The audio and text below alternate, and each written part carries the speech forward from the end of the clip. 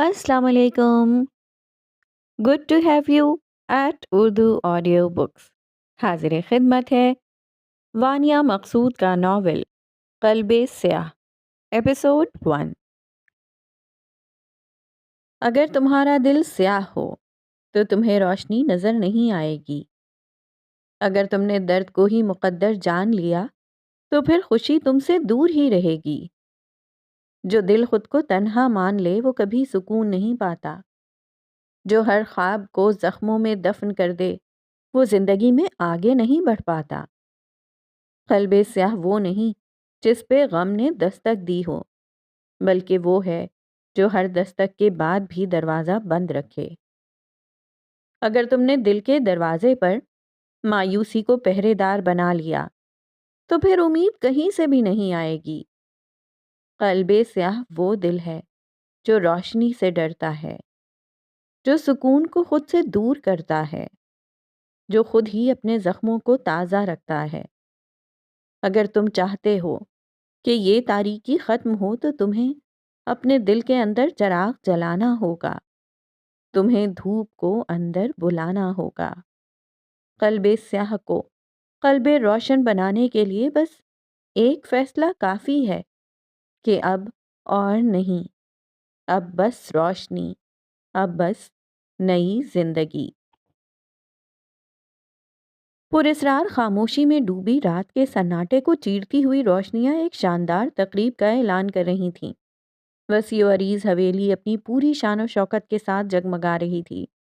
بلند و بالا دیواریں، سنگ مرمر کا فوارہ اور بیرونی صحن میں پھیلی روشنیاں اسے کسی پرانے شاہی محل کا روپ دے رہی تھیں.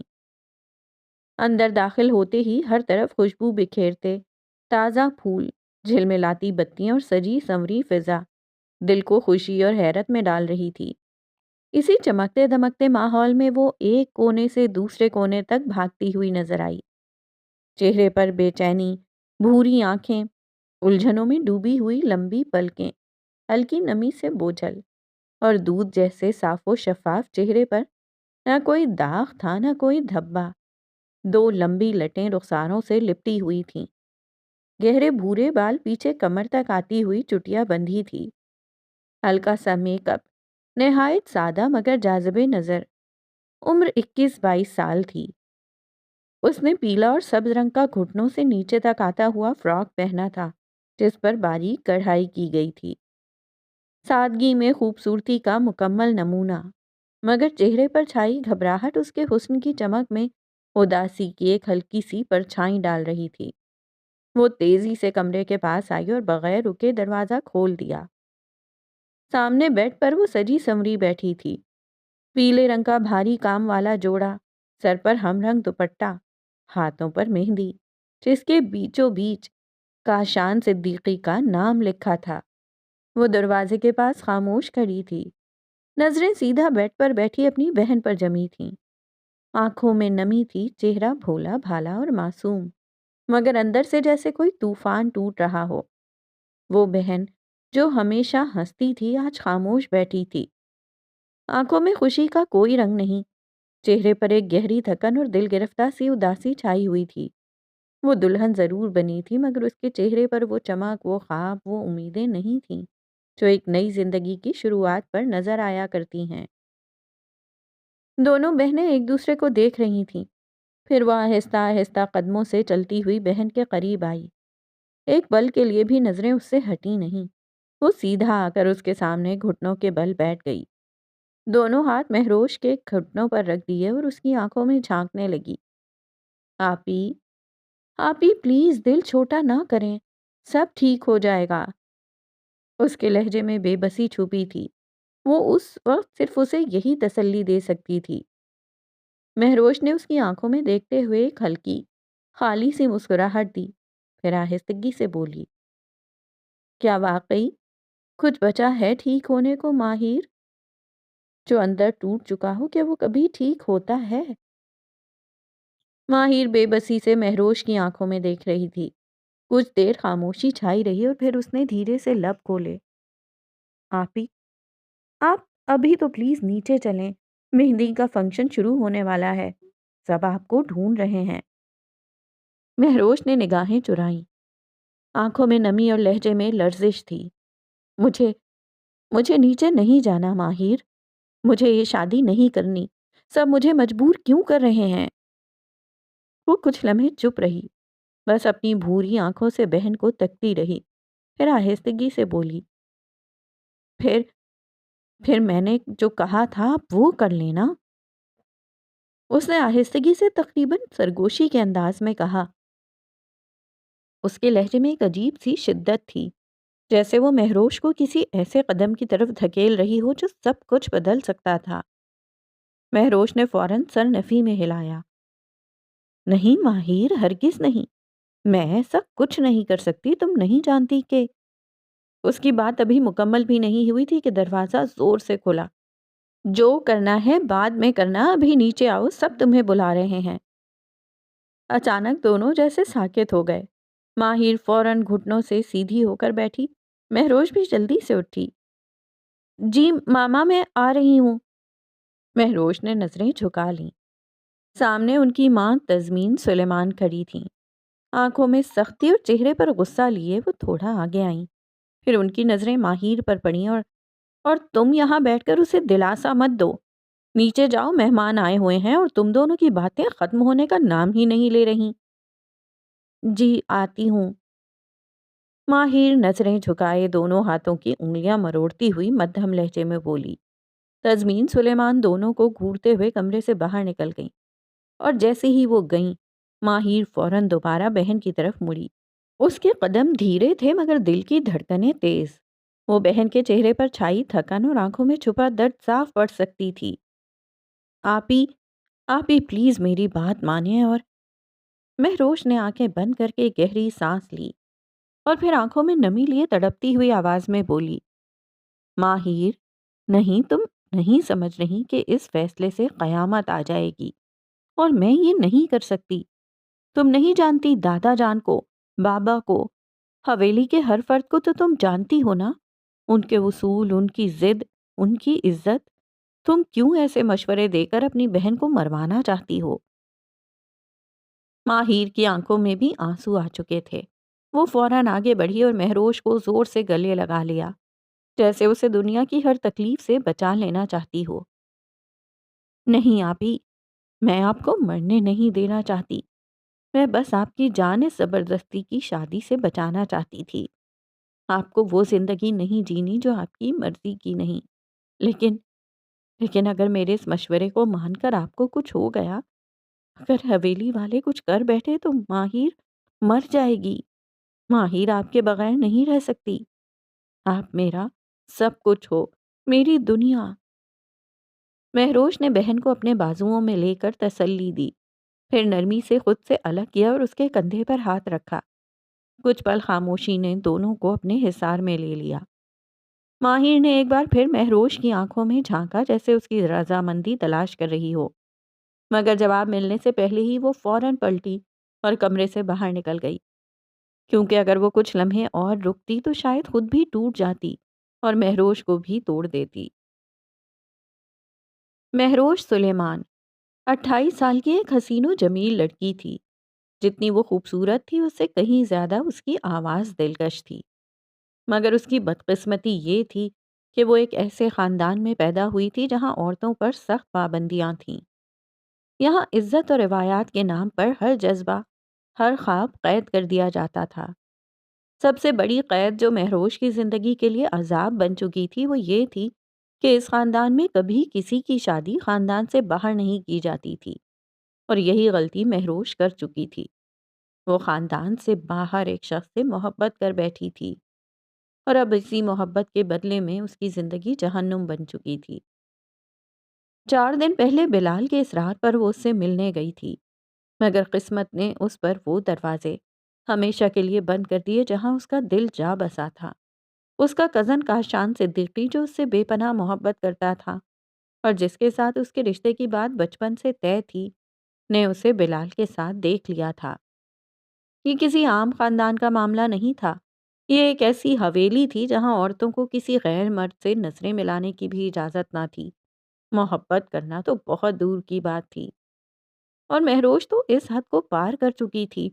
جس کی یہاں کسی کو اجازت نہیں تھی۔ کاشان مہروش کو زبردستی گھر لے آیا۔ وہاں وہ لمحہ بھی آیا جب اس کے والد جہاں زیب سلیمان نے خاندان کی عزت پر لگنے والے اس داغ کو دھونے کے لیے اپنی ہی بیٹی پر بے رحمی سے ہاتھ اٹھایا۔ اس کی ایک ایک چیخ اس حویلی کی اونچی دیواروں میں قید ہو کر رہ گئی۔ مہروش کو اس کے گناہ کا احساس دلانے کے لیے صرف اس کی پٹائی ہی کافی نہ سمجھی گئی، بلکہ اسی لمحے اس کا رشتہ کاشان کے ساتھ طے کر دیا گیا، بغیر اس کی مرضی جانے، بغیر اس کے دل کا حال سمجھے۔ اب صرف اگلے دن اس کا نکاح تھا، ایک زبردستی کا نکاح جو اس کے لیے قید سے کم نہ تھا۔ مہندی کی گونجتی آوازوں اور قہقہوں کے شور میں وہ تیزی سے سیڑھیاں اترتی آئی۔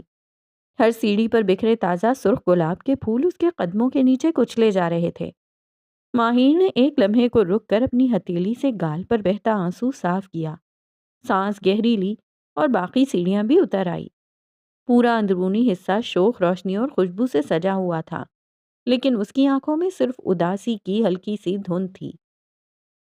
سامنے ہی اسے نازیہ سلیمان نظر آئیں، بالوں کا اونچا جوڑا، چمکتا بھاری پیلا جوڑا، ماتھی پر بڑا سا ٹیکا اور آنکھوں میں بے چینی۔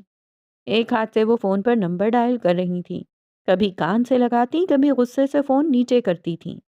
چہرے سے صاف جھلک رہا تھا کہ کسی الجھن میں مبتلا ہیں۔ ماہر ایک پل کو رک گئی۔ اس کی نگاہیں نازیہ کے سجے سنورے لباس پر پڑیں تو ہونٹوں پر نفرت بھری مسکراہٹ ابھری۔ تیار تو ایسے ہوئی ہیں جیسے آج ان کی بارات ہو۔ وہ دبی آواز میں منہ بگاڑتے ہوئے ان کے سامنے سے گزر گئی۔ ماہر، ابھی وہ ان کے قریب سے نکلی ہی تھی کہ پیچھے سے نازیہ کی سخت آواز نے اسے روک دیا۔ ماہر نے آنکھیں بند کی جیسے اندر کا غصہ ضبط کر رہی ہو، اور پھر آہستہ سے پلٹی۔ جی چچی، تمہیں پتا ہے شہری کہاں گیا ہے؟ یہ نام سنتے ہی ماہر کا چہرہ جیسے بجھ سا گیا۔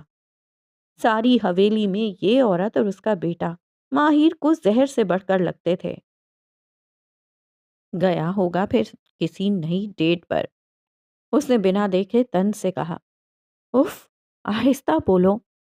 نازیہ تیزی سے اس کے قریب آئیں اور ادھر ادھر دیکھنے لگیں کہ کہیں کوئی سن تو نہیں رہا۔ بتا کر گیا تھا تمہیں؟ اس کے قریب جھک کر نرمی سے پوچھا، مگر لہجے میں سختی چھپی ہوئی تھی۔ نہیں، مجھے کیوں بتا کے جائے گا؟ میری اس سے کوئی بات تھوڑی ہوتی ہے، ماہر نے سپاٹ لہجے میں کہا۔ نازیہ نے ماتھے پر ہاتھ مارا۔ اوہ میرے خدا، کہاں چلا گیا یہ لڑکا؟ اگر اس کے باپ یا تمہارے باپ کو پتا چل گیا کہ آج بھی اپنے بگڑے دوستوں کے ساتھ نکلا ہے تو حشر مچ جائے گا، ذرا بھی ڈر نہیں ہے اسے۔ ماہر نے ہلکا سا طنزیہ قہقہا دبا لیا، پھر نظریں اس کے چہرے پر جمائیں۔ تو آپ کو دھیان رکھنا چاہیے تھا چچی، آپ کا بیٹا ہے، آپ سے پوچھے بغیر نکل جاتا ہے اور آپ اسے روک نہیں سکتی۔ زبان بند رکھو، زیادہ زبان نہ چلاؤ، نازیہ نے تیز لہجے میں کہا۔ مجھے پتا ہے میرے بیٹے کا، وہ مجھے بتا کے جاتا ہے، بس ابھی فنکشن ہے اور وہ غائب ہو گیا ہے۔ اس کا باپ پوچھ رہا تھا مجھ سے، اگر انہیں پتا چل گیا کہ وہ آج کے دن بھی گھر پر نہیں ہے تو وہ بہت زیادہ غصہ ہوں گے۔ اف، یہ لڑکا۔ اب وہ دوبارہ فون کان سے لگا کر دوسرے ہاتھ سے تھامے تیز تیز قدموں سے ادھر ادھر ٹہلنے لگیں۔ چہرے پر غصہ، پریشانی اور لاچاری سب کچھ بکھرا ہوا تھا۔ ماہر کچھ لمحے انہیں خاموشی سے دیکھتی رہی اور پھر ایک گہری سانس لے کر چپ چاپ پلٹی اور وہاں سے نکل گئی۔ رات کا وقت تھا، آسمان پر ہلکے بادل چھائے ہوئے تھے اور حویلی کے باہر لائٹس کی روشنی میں گیٹ چمک رہا تھا۔ سڑک سنسان تھی جب اچانک ایک کالے رنگ کی شاندار اسپورٹس کار آ کر رکی۔ گاڑی کے انجن کی گہری آواز نے رات کی پرسکون خاموشی میں ایک پرکشش خلل ڈال دیا۔ گاڑی میں 4 لڑکے تھے، سب ہنسی مذاق میں لگے تھے اور وہ بھی ہنستے ہوئے کچھ کہہ رہا تھا، ہاتھ کے اشارے سے بات کو اور مزیدار بنا رہا تھا۔ پھر یکدم اس نے سگریٹ لبوں سے لگائی، ایک ہلکا کش لیا اور گردن تھوڑی سی پیچھے لے جا کر دھواں آسمان کی طرف چھوڑا۔ پھر گاڑی کا دروازہ کھولا، آہستہ سے باہر نکلا۔ سفید شرٹ کے اوپر نیوی بلو جیکٹ، ڈھیلا سا کالر، نیچے اس سے میچنگ پینٹ، ہاتھ میں 2 انگلیوں پر چمکتی انگوٹھیاں، گلے میں باریک سی چین اور بال کچھ اس انداز سے بکھرے ہوئے تھے जैसे संवारने की कभी फुर्सत ही ना मिली हो।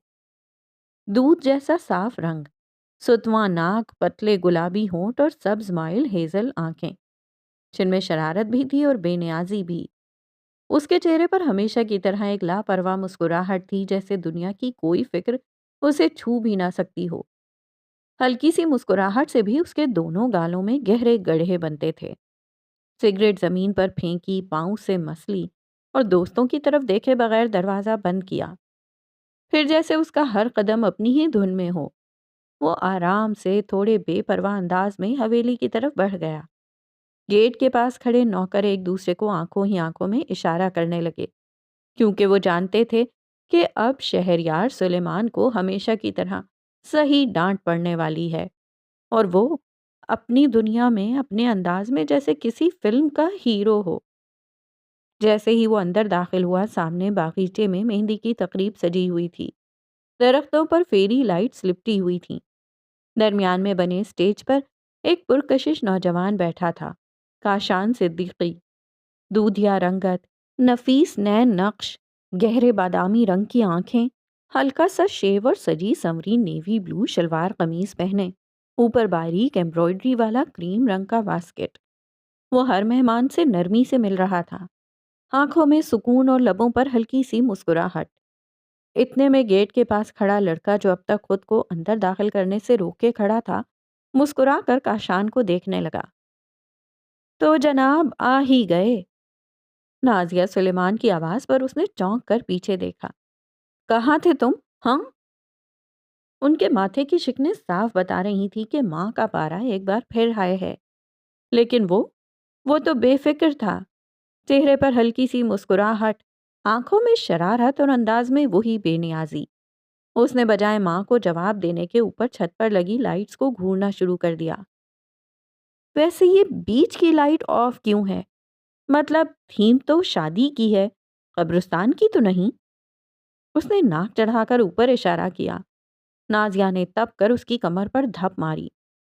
मैं पूछ रही हूँ, कहाँ से आ रहे हो तुम? तुम्हारा बाप तुम्हें ढूंढ रहा है कब से। दोस्तों के साथ था यार, कोई अगवा तो नहीं हो गया था जो ढूंढ रहे थे।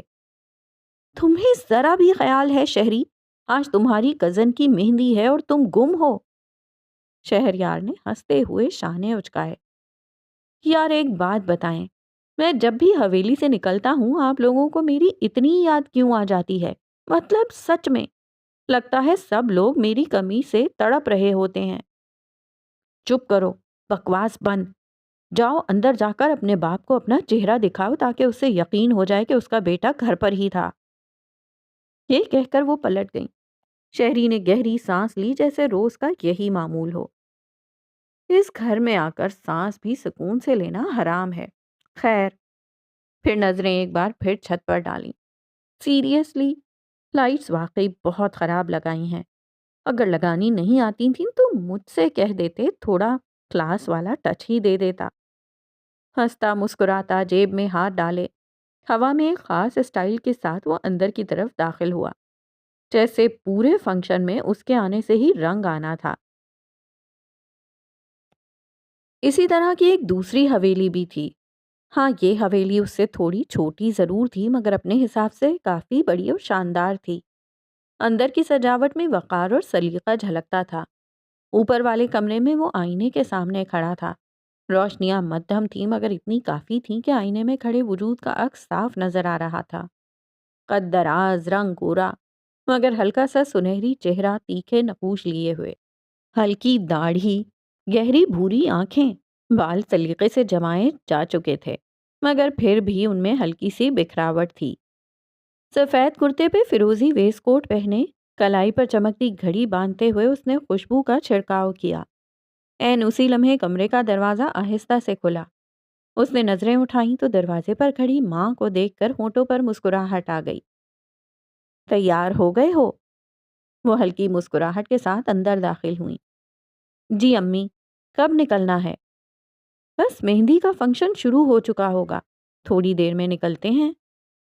वो माँ को देखते हुए सर हिलाकर फिर आईने में अपने अक्स को देखने लगा। कमरे में हल्की खामोशी छा गई थी। وہ اب اپنی کلائی پر گھڑی درست کر رہا تھا، لیکن چہرے پر وہی خاموش مسکراہٹ ٹھہری ہوئی تھی۔ نفیسہ نے اس کی طرف دیکھا، کچھ پل اسے خاموشی سے دیکھا اور پھر ہنستی ہوئی بولی، کیا بات ہے، جب سے آئی ہوں تمہارے چہرے سے مسکراہٹ گئی ہی نہیں۔ وہ نظریں اٹھا کر مسکرایا، اچھا، میں تو نہیں مسکرا رہا۔ بتا دو نا کیا بات ہے، جتنا آج تم تیار ہو رہے ہو اتنا تو تم کبھی کسی فنکشن کے لیے بھی تیار نہیں ہوئے۔ کہیں میرا بیٹا حویلی میں دل تو نہیں دے آیا؟ حشام کے چہرے کی مسکراہٹ گہری ہو گئی۔ اس نے ذرا سا جھک کر کاندھے سے ویسٹ کوٹ ٹھیک کی اور لاپرواہی سے بولا، نہیں تو؟ ماں نے شرارتی نظر سے دیکھا اور پھر بولی، اگر کوئی پسند ہے تو بتا دو، آج ہی بات کر لوں گی، ویسے بھی جا رہے ہیں ہم۔ حشام فوراً سیدھا ہو کر ہڑبڑا گیا، نہیں نہیں امی، کیا ہو گیا ہے آپ کو؟ کوئی نہیں ہے۔ وہ ہنسی میں چھپی گھبراہٹ لیے بول رہا تھا۔ ماں نے اسے ایک نظر اور دیکھا اور پھر مسکرا کر بولی، اچھا چلو اب جلدی نیچے آ جاؤ ورنہ دیر ہو جائے گی۔ اوکے، آتا ہوں۔ وہ پھر آئینے میں اپنا عکس دیکھنے لگا اور لبوں پر چھپائی نہ جانے والی مسکراہٹ اب بھی باقی تھی۔ ابھی وہ دونوں کمرے سے باہر نکلنے ہی والے تھے کہ دروازہ دوبارہ آہستہ سے کھلا۔ حشام اور اس کی ماں دونوں نے چونک کر اس طرف دیکھا۔ آپ لوگ ریڈی ہیں؟ نیچے تایا ابو بلا رہے ہیں۔ نرم دھیمی سی آواز میں وہ بولی۔ نگاہیں سیدھی حشام پر تھیں۔ چہرے پر کوئی خاص تاثر نہ تھا، نہ مسکراہٹ، نہ سرد مہری، بس ایک خالی سی خاموشی۔ وہ گھونگھریالے کالے بالوں، کالی گہری آنکھوں والی پیاری سی لڑکی تھی۔ چہرے پر بہت ہلکا سا میک اپ تھا، ایسا کہ نہ ہونے کے برابر لگے۔ سبز رنگ کا سادہ سا جوڑا زیب تن کیے، بالوں میں دوپٹہ ترتیب سے لپٹا ہوا۔ حشام نے ایک سرسری نظر اس پر ڈالی، پھر آئینے کی طرف مڑ کر اپنے گلے کا کالر درست کرنے لگا۔ ہاں بیٹا، بس ہم آ رہے ہیں، حشام کے ساتھ کھڑی اس کی ماں نے نرمی سے کہا۔ آریہ نے خاموشی سے سر ہلایا، کچھ پل حشام کو دیکھا اور پھر دروازہ آہستہ سے بند کر کے باہر چلی گئی۔ دروازہ بند ہوتے ہی ماں نے اپنے بیٹے کی طرف دیکھا، ویسے ابھی اگر تمہاری آریہ سے منگنی رہتی تو اب تک تمہاری شادی بھی ہو چکی ہوتی۔ وہ ہلکی سی اداسی اور حسرت سے بولی۔ حشام نے گہری سانس لی، چہرے پر بیزاری سی ابھری۔ اف امی، 3 سال پہلے ہماری منگنی ٹوٹ چکی ہے، اب یہ بات کرنے کا کیا فائدہ؟ پتہ نہیں آپ جب بھی اسے دیکھتی ہیں آپ کو ہماری منگنی کیوں یاد آ جاتی ہے؟ مگر حشام، اس میں کیا کمی تھی؟ بالکل ٹھیک بچی ہے، پیاری ہے اور بن ماں باپ کی ہے۔ حشام نے آخری بار آئینے میں خود کو دیکھا، پھر پورے رخ سے ماں کی طرف مڑا۔ امی، پہلی بات، منگنی اس نے اپنی مرضی سے توڑی تھی۔ ہاں یہ سچ ہے کہ میں خود بھی اس سے شادی نہیں کرنا چاہتا تھا، مگر توڑنے کا پہلا قدم اس نے اٹھایا۔ اس نے خود کہا تھا کہ وہ رشتہ نہیں رکھ سکتی اپنی دماغی حالت کی وجہ سے، وہ کسی سے شادی کرنے کے قابل نہیں ہے۔ اس نے کہہ دیا اور تم نے توڑ بھی دی۔ نفیسہ کی آواز میں دکھ تھا۔ ظاہر ہے، میں کسی ایسی لڑکی کے ساتھ کیسے رہ سکتا ہوں جو ذہنی طور پر بیمار ہو؟ آپ جانتی ہیں وہ آدھی پاگل ہے امی۔ ٹھیک تھی وہ، ہمارے آگے بالکل ٹھیک رہتی تھی، ایسے ہی تم نے اسے چھوڑ دیا۔ امی، وہ راتوں کو چیختی ہے، آپ نے خود دیکھا تھا بات بات پر کیسے ہائپر ہو جاتی ہے، اس کی حالت کا آپ کو اندازہ ہے۔ اور سچ بتاؤں، وہ تھوڑا رکا، ماں کی آنکھوں میں جھانکا۔ وہ جانتا تھا ماں کو آریہ اور حشام کی جوڑی ہمیشہ سے پسند تھی۔ تو آپ لوگوں کو ہماری بچپن میں منگنی کرنی ہی نہیں چاہیے تھی۔ اب ٹوٹ گئی ہے تو سب کو مسئلہ ہو رہا ہے کہ کیوں ٹوٹی، کیسے ٹوٹی۔ حشام، اس کی ماں تو اسے جنم دیتے ساتھ ہی مر گئی تھی، اور اس کے باپ نے اسی وقت اس کی منگنی تم سے کر دی تھی تاکہ وہ ہمیشہ ہمارے ساتھ رہے، اور تم دونوں نے منمانی کر کے رشتہ توڑ دیا۔ اب تو اس کا باپ بھی زندہ نہیں رہا، یتیم بچی ہے۔ اچھا ہوتا اگر وہ تمہاری بیوی بن کر رہتی، ہمارے ساتھ ہی رہتی۔ امی، وہ خود میرے ساتھ نہیں رہنا چاہتی تھی، اور ایک دماغی مریض کے ساتھ کون رہے گا؟ اب وہ چنچلا سا گیا تھا۔ یہ تو روز کا قصہ بن چکا تھا۔ 3 سال پرانی بات گھر میں روز کسی نہ کسی صورت چلتی رہتی تھی، اور اس کی ماں وہ اب بھی چاہتی تھی کہ وہ آریہ سے شادی کرے، مگر وہ بھی اپنی جگہ پر درست تھا۔ آریہ کی ذہنی حالت ایسی نہ تھی کہ اس کے ساتھ زندگی گزار سکے۔ اس کا علاج ابھی بھی چل رہا تھا۔ اب پلیز اس بارے میں کوئی بات نہ کیجیے گا، ہمارا نصیب ایک ساتھ نہیں لکھا گیا تھا۔ اس نے میز سے گاڑی کی چابی اٹھائی اور تیزی سے کمرے سے نکل گیا۔ نفیسہ وہیں کھڑی رہ گئی، دل میں بوجھ سا لیے۔ آریہ ان کے لیے بیٹی جیسی تھی اور انہیں اس کے لیے دکھ ہوتا تھا۔ وہ جانتی تھیں آریہ آج بھی حشام کو چاہتی ہے۔ اس نے یہ منگنی اپنی خوشی سے نہیں توڑی تھی۔ کچھ خاص مہمانوں کو ڈرائنگ روم میں بٹھا کر وہ باہر نکلی ہی تھی۔ لمبے پرشکور راہداریوں سے گزر کر جیسے ہی وہ ہال کی طرف بڑھی، سامنے سے سلیمان شاہ آتے دکھائی دیے۔ ہال کے اونچے ستون، دیواروں پر لگی پرانی تصویریں اور شیشے کے بنے لٹکنے والے فانوس، یہ سب اس عظیم و عالی شان حویلی کے شایان شان تھے، جس کے اصل وارث اس حویلی کے ستون سلیمان شاہ تھے۔ ان کی آمد ہمیشہ خاموش مگر باوقار ہوتی تھی۔ دبیس چکن کا سفید کرتا، کندھوں پر کالی ریشمی چادر، پیشانی پر سنجیدگی کی گہری لکیریں اور آنکھوں میں وہ سختی جو برسوں کی حاکمیت سے جنم لیتی ہے۔ ان کی شخصیت کا رعب ایسا تھا کہ حویلی کے در و دیوار بھی ان کے سامنے جھک جاتے۔ اسے ان کے قدموں کی چاپ سنائی دی تو اس نے فوراً سر پر دوپٹہ لے لیا۔ نظر جھکائے خاموشی سے ان کے سامنے سے گزرنے لگی۔ جب ان کی آواز گونجی، رکو، وہ فوراً ٹھٹک کر رک گئی، آہستہ سے پلٹی۔ آواز میں وہی دباؤ، وہی جلال تھا جو سلیمان شاہ کی پہچان تھا۔ ان کی صرف آواز ہی نہیں، ان کی خاموشی سے بھی وہ لرز جاتی تھی۔ لیکن اس حویلی میں سب سے زیادہ محبت بھی اسے انہی سے تھی اور انہیں اس سے۔ سلیمان شاہ چند قدم آگے بڑھے، نگاہوں میں وہی سختی تھی۔ بہن کہاں ہے تمہاری؟ سرد لہجہ، جیسے ہر لفظ برف میں ڈوبا ہوا ہو۔ ماہیر کے دل میں چبھن سی ہوئی، چونک کر سلیمان شاہ کی طرف دیکھا۔ دادا جان نے آج مہروش کا نام کیوں نہیں لیا؟ وہ جو ہمیشہ انہیں نام سے پکارتے تھے، آج محض بہن کہہ کر پکارا۔ ماہر اور مہروش دونوں ہی ان کے سب سے قریب تھیں، سلیمان شاہ کی آنکھوں کے تارے، لیکن آج ان کی زبان میں وہ تلخی، وہ اجنبیت۔ دادا جان، آپ نے آپ ہی کا نام کیوں نہیں لیا؟ وہ دبے لہجے میں بولی۔ سلیمان شاہ کی آنکھوں میں چنگاریاں سی چمکیں۔ نظروں سے گر گئی ہے وہ میری۔ جو حرکت اس نے کی ہے، اس کے بعد اس لڑکی کے لیے میرے دل میں کوئی نرم گوشہ باقی نہیں رہا۔ ان کا لہجہ کاٹ دار تھا، جیسے کوئی فیصلہ سنا رہا ہو۔ اسے کہو فوراً نیچے آئے، مہمان انتظار کر رہے ہیں، نکاح کا وقت ہونے والا ہے۔ ماہر کو ایک دم سے کرنٹ لگا، جیسے کسی نے زمین پر کھڑے کھڑے جھنجھوڑ دیا ہو۔ جی، نکاح؟ وہ ہکلا کر بولی۔ آنکھیں حیرت سے پھیل گئیں، دل جیسے سینے میں کانپنے لگا۔ ہاں، نکاح۔ میں نے فیصلہ کیا ہے، یہ نکاح آج اور ابھی ہوگا۔ بھروسہ نہیں ہے تمہاری بہن کا، کہیں بھاگ نہ جائے۔ سلیمان شاہ کا لہجہ بے رحم تھا، جیسے وہ کوئی سزا سنا رہے ہوں۔ وہ بے یقینی کے عالم میں انہیں دیکھتی رہ گئی۔ چند لمحے خاموشی میں گزرے۔ اب جاؤ اور اسے بلاؤ۔ ان کا لہجہ اب حتمی تھا، جیسے فیصلہ ہو چکا ہو اور اس پر کوئی بحث ممکن نہ ہو۔ ماہر نے نظریں جھکا لیں، پاؤں خود بخود سیڑھیوں کی طرف بڑھے، مگر دل میں ایک کوہرام مچ چکا تھا۔ وہ ابھی سیڑھیاں چڑھ ہی رہی تھی کہ دل بری طرح دھڑک رہا تھا، جیسے سینے کی ہڈیاں توڑ دے گا۔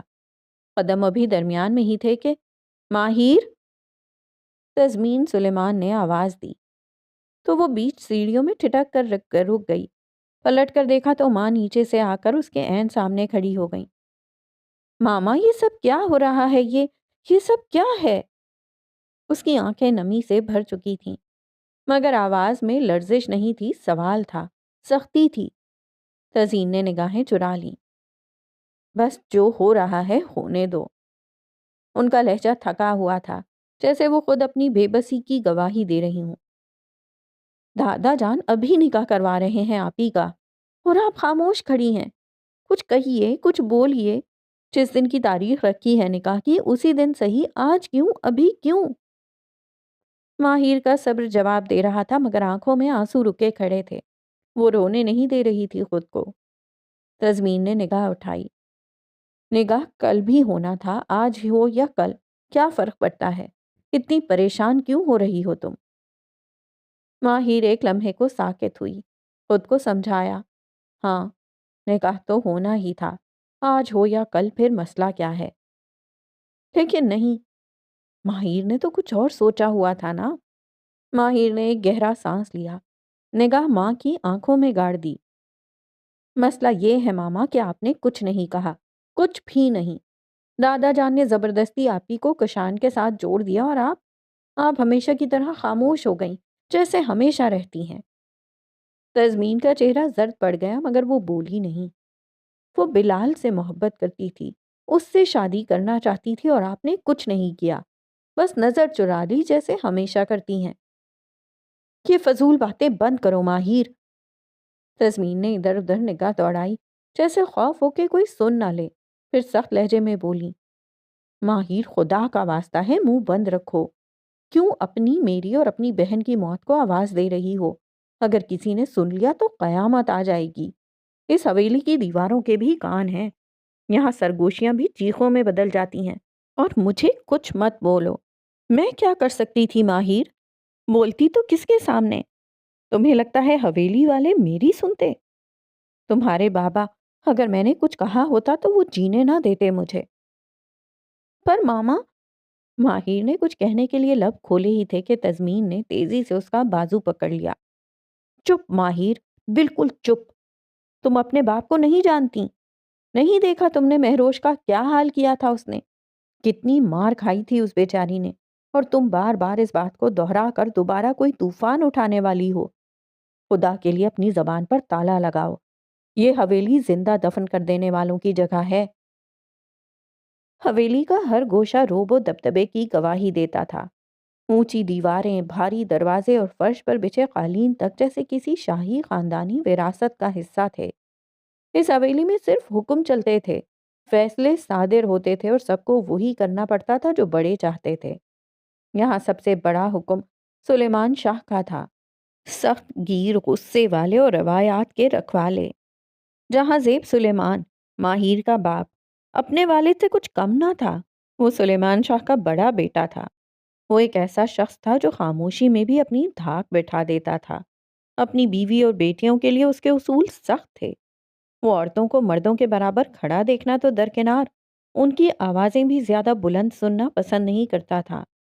اس کے نزدیک عورت کا کام بس خاندان کی عزت بچانا اور فرما برداری سے زندگی گزارنا تھا۔ ماہر نے آنکھوں میں آنسو لیے ماں کی طرف دیکھا، پھر غصے سے بولی، ہاں پوری زندگی ان سب کے نیچے دبی رہی ہیں ماما، ان کے حکم سنتی رہیں، میں نہیں رہ سکتی ایسے۔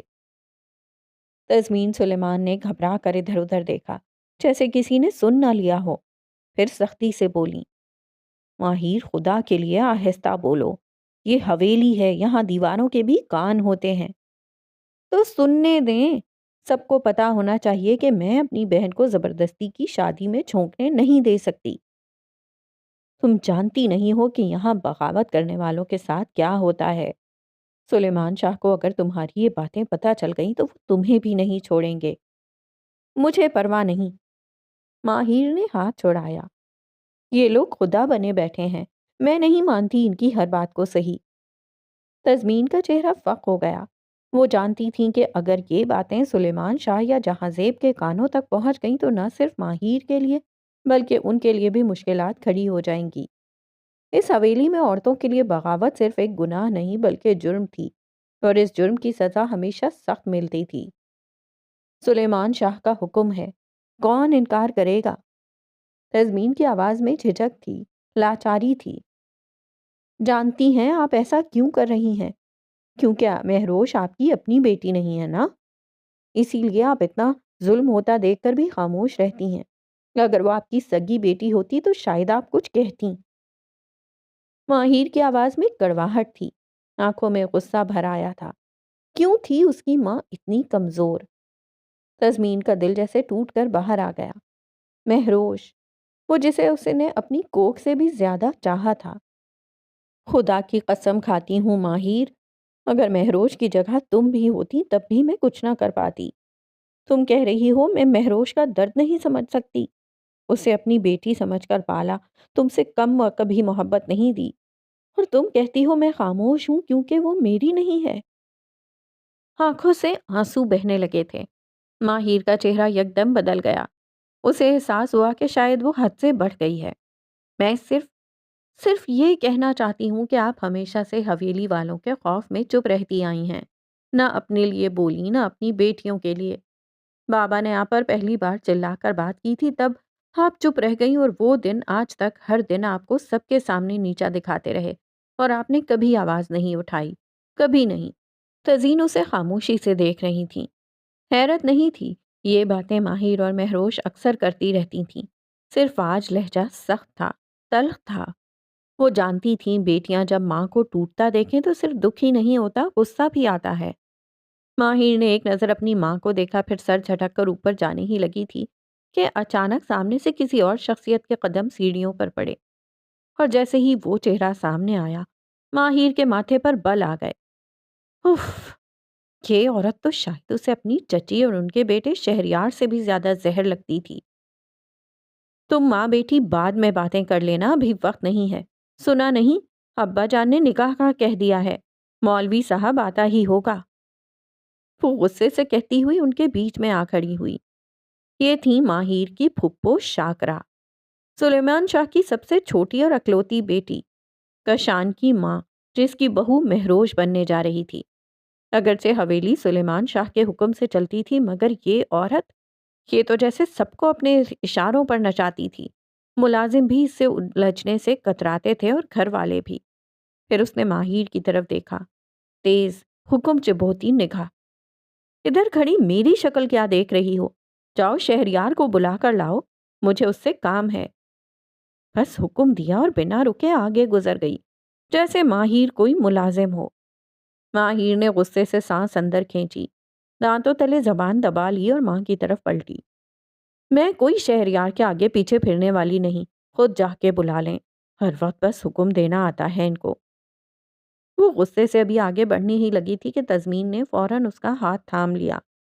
ماہر، شہریار کو بلا کر لاؤ، سنا نہیں تم نے پھپھو کیا کہہ رہی ہیں؟ تزمین کا لہجہ نرم نہیں بلکہ خفگی سے بھرا ہوا تھا۔ ماہر نے ایک پل کو آنکھیں بند کیں، پھر کچھ بولے بغیر سیڑھیاں چڑھنے کے بجائے نیچے اترنے لگی۔ چہرے پر ناگواری تھی، مگر قدموں میں ٹھہراؤ تھا، جیسے وہ جانتی ہو کہ کسی کا حکم ماننا کبھی کبھار برداشت سے زیادہ ضروری ہو جاتا ہے۔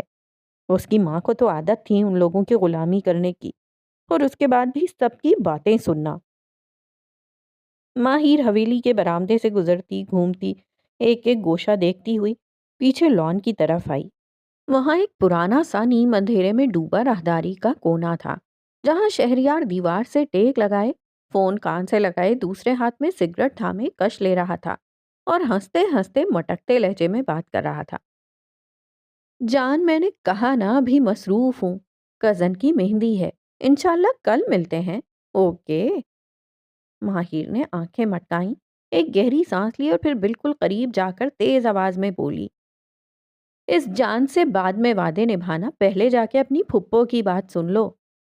شہریار ایک دم پلٹا، اس کے چہرے پر حیرت کا شائبہ تک نہ تھا، جیسے یہ منظر اس کے لیے روز کا ہو۔ تم یہاں کیا کر رہی ہو؟ اس نے آہستگی سے فون نیچے کر کے کال کاٹی۔ سیریسلی؟ سوال تو مجھے تم سے کرنا چاہیے، لیکن چھوڑو، پھپھو بلا رہی ہیں، جا کے ان کی خدمت کرو، اپنی گرل فرینڈ سے تو پوری رات باتیں کرتے رہنا۔ شہریار نے گہری سانس لی۔ وہ واحد لڑکی تھی جس سے شہریار کو ایک عجب سی چڑ تھی، لیکن اسے اس بات کا خوف بھی نہ تھا کہ ماہر نے اسے کسی لڑکی سے بات کر لے دیکھ لیا ہے تو وہ جا کر سلیمان شاہ کو یا پھر اپنے باپ کو بتا دے گی۔ اسے یقین تھا کہ ماہر اس کے معاملات میں نہ دخل دیتی ہے نہ دلچسپی لیتی ہے۔ دیکھو، تم نے ابھی مجھے ایک لڑکی سے بات کرتے دیکھا ہے، جا کے کسی کو بتانے کی ضرورت نہیں ہے، ٹھیک ہے؟ لیکن پھر بھی کیا بھروسہ اس لڑکی کا، بتا بھی سکتی ہے۔ کیا میں اتنی فارغ لگتی ہوں؟ تم جو مرضی کرو، میرا کوئی شوق نہیں ہے تمہاری ڈرامے بازیاں دوسروں کو جا کے سناؤں۔ شہریار نے ایک اور سانس کھینچی۔ اس چھپکلی سے اسے ڈر نہیں لگتا تھا، مگر پھر بھی کیوں لگ رہا تھا؟ ایسے ہی اس کی دشمن بنی بیٹھی ہے، کیا پتا بتا دے۔ وہ دل میں سوچ رہا تھا۔ خیر یہ بتاؤ، وہ تمہاری پھپھو جان کیوں ڈھونڈ رہی ہیں مجھے؟ خدا کا واسطہ ہے، جان مت بولو انہیں میری، مر جاؤں گی لیکن وہ میری جان نہیں بن سکتی۔ اب جلدی جاؤ اندر، تمہیں بار بار بلانے نہیں آ سکتی۔ ماہیر نے ہاتھ کمر پر رکھے اور دانت پیستے ہوئے کہا، یار دفع ہو تم، آ رہا ہوں نا، کیا عذاب ہے۔ وہ جھنجلا کر پلٹا، دوبارہ فون کان سے لگا لیا جیسے سب کچھ معمول کا ہو۔ ماہیر نے غصے سے دونوں ہاتھوں کی مٹھیاں بند کی۔ بدتمیز انسان۔ وہ اس وقت اس سے کوئی بحث نہیں کرنا چاہتی تھی، ورنہ ماہیر اور چپ ایسا ہو ہی نہیں سکتا تھا۔ بحث کا دل تو بہت تھا مگر وقت اس کے حق میں نہ تھا۔ فی الحال وہ بہت پریشان تھی، تیزی سے حویلی کے اندر چلی گئی۔